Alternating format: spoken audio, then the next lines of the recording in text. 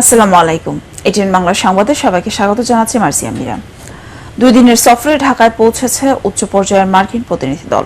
এতে নেতৃত্ব দিচ্ছেন যুক্তরাষ্ট্রের আন্ডার সেক্রেটারি ব্রেন্ট নিম্যান। দলটিতে আছেন দক্ষিণ ও মধ্য এশিয়া বিষয়ক মার্কিন সহকারী পররাষ্ট্রমন্ত্রী ডোনাল্ড লু। অন্তর্বর্তী সরকার প্রধান হিসেবে ডক্টর মোহাম্মদ ইউনূস দায়িত্ব নেওয়ার পর এটি মার্কিন কোনো কর্তৃপক্ষের প্রথম বাংলাদেশ সফর। যুক্তরাষ্ট্রের প্রতিনিধি দলের সদস্যরা পৃথকভাবে ওয়াশিংটন ও দিল্লি থেকে ঢাকায় পৌঁছাবেন।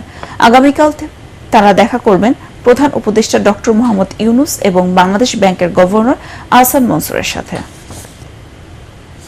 শ্রমিক আন্দোলনে বন্ধ হয়ে যাওয়া সাভারের তৈরি পোশাক কারখানাগুলো আজ খুলেছে।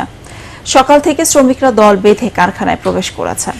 আশুলিয়া শিল্প পুলিশ 1 এর এসপি সারোয়ার আলম জানান, কোথাও কোনো শ্রমিক আন্দোলনের খবর তারা পাননি। কারখানাগুলোতে পুরো দমে উৎপাদন কার্যক্রম চলছে। এদিকে বিদেশি কোনো ষড়যন্ত্র আশুলিয়ার তৈরি পোশাক কারখানাগুলোতে শ্রমিক অসন্তোষের নামে বিশৃঙ্খলা ছড়াচ্ছে বলে অভিযোগ করেছেন সাভারের বিএনপি নেতা ও সাবেক সংসদ সদস্য ডাক্তার দেওয়ান মোহাম্মদ সালাউদ্দিন বাবু।